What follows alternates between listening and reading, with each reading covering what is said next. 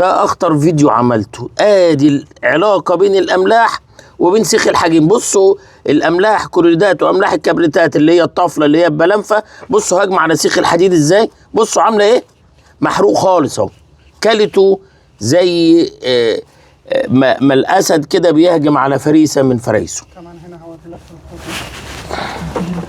ايه هنا بقى في السيخ؟ العامل الحفر فلقينا الطفله واكله.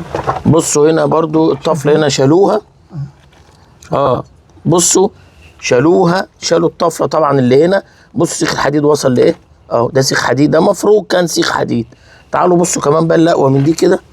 بصوا هنا شوفوا الشرشره، شوفوا لما هجم هنا على السيخ زوم بقى الحته دي، وريهم عامله ازاي اهي. بصوا قطع السيخ. ده سيخ متاكل اصلا. ده كان سيخ؟